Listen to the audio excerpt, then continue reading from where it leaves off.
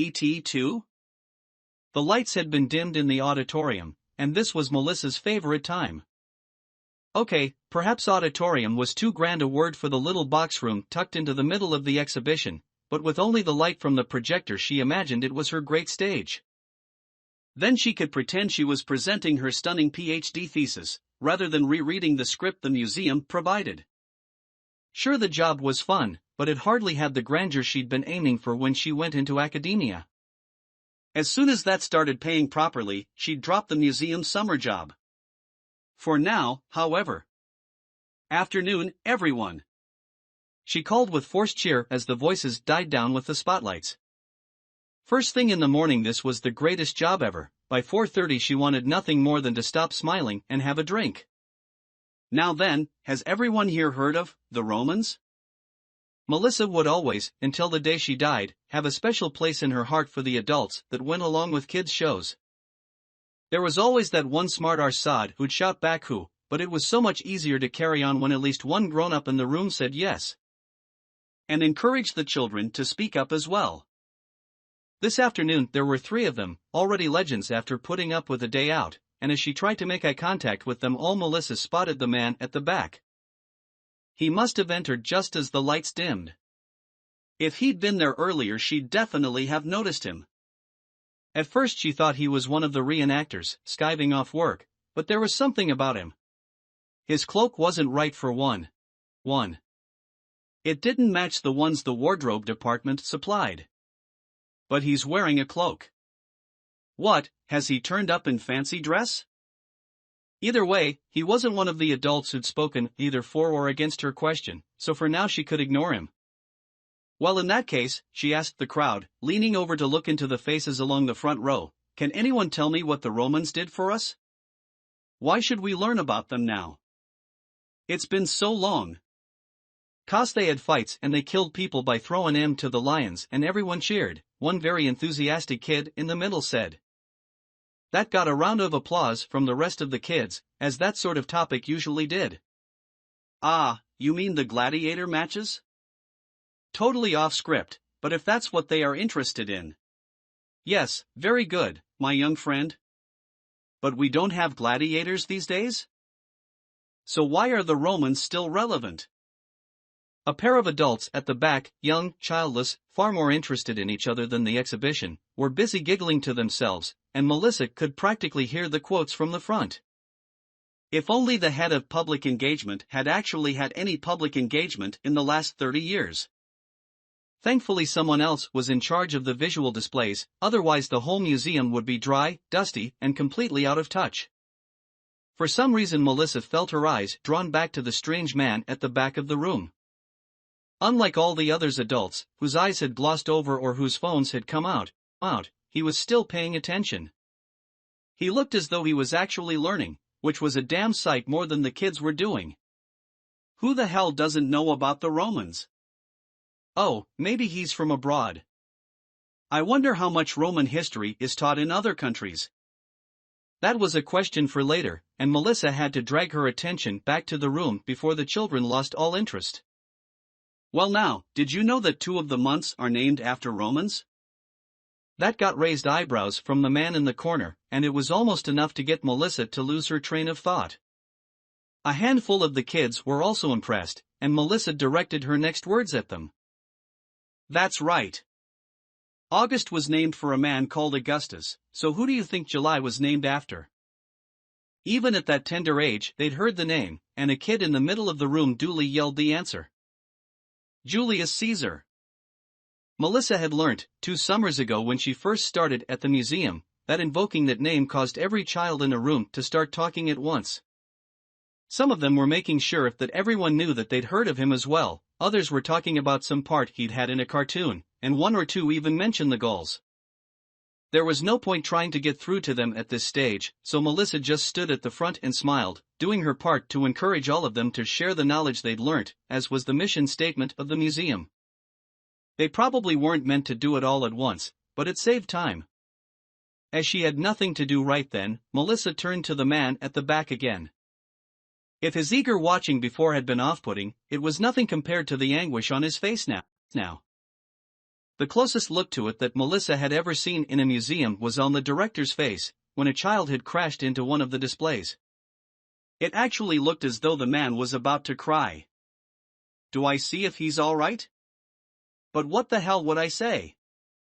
Sorry, I mentioned Caesar? It can hardly be too soon, for pity's sake.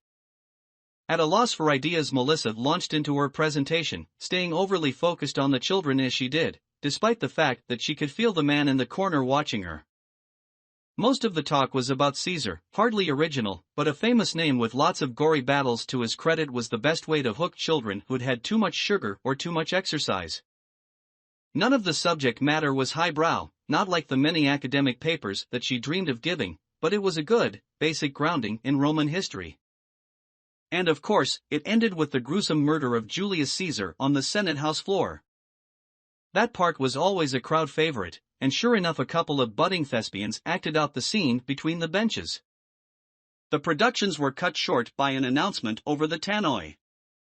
Attention, ladies and gentlemen, this is your 5-minute warning. The museum will be closing in 15 minutes. Thank you.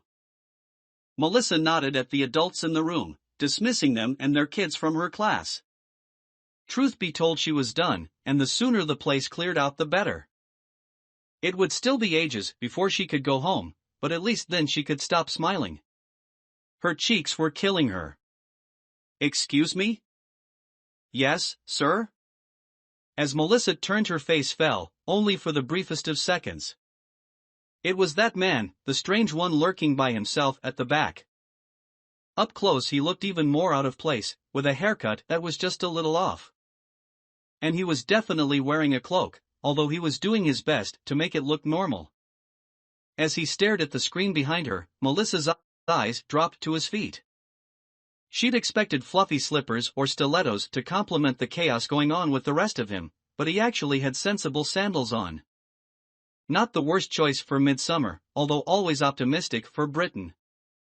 I was just wondering, why? Why what? Jesus, how out of it is this guy? It's called a presentation for education. Please tell me I don't need to go that basic. Why do you remember that?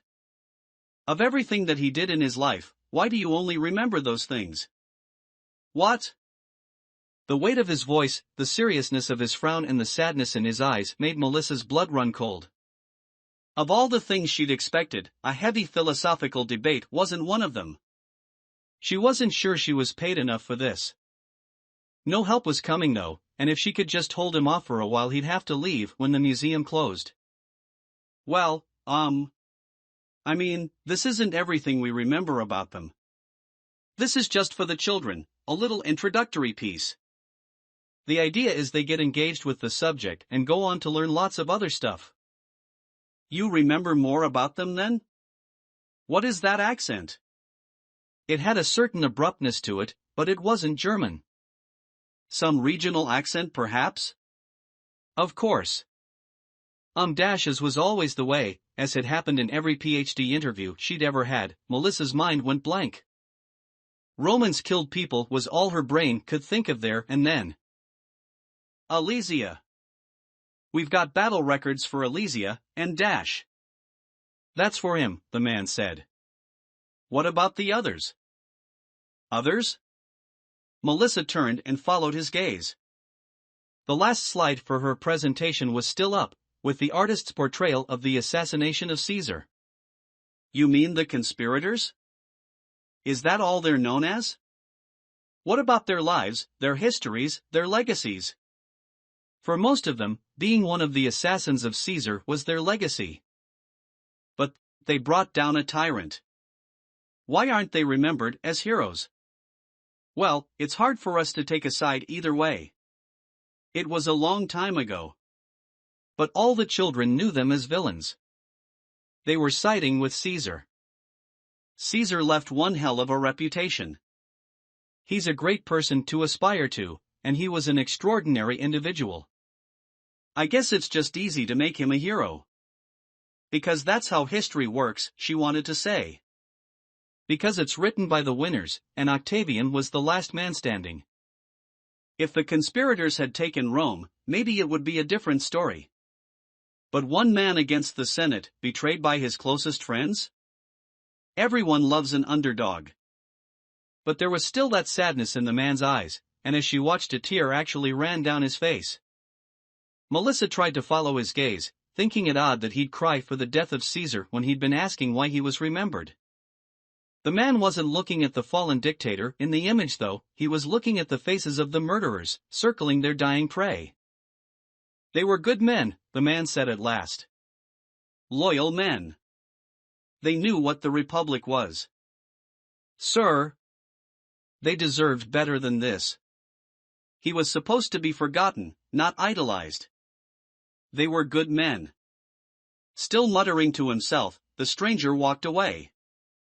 Though he'd only looked to be in his 40s, he now walked with the heavy, weary tread of someone much older. Someone tired and spent. Someone in mourning. He disappeared around the door of the presentation room. In the void left after the man's departure, Melissa shivered. It was only now that she realized how much colder the world had felt near the man, and the strange smell that had accompanied him. Everything about that man had been strange, and Melissa was quite prepared to sit in that box for as long as it took to make sure he was well and truly gone. Melissa? You still here? The loud, gruff voice made her jump after the stranger's weird melody, but she smiled at the familiarity. Here, Nick. Come on, what are you waiting for? Nick the security guard leant round the doorway and tapped his watch. I was waiting for the last one to leave. They've been gone 5 minutes.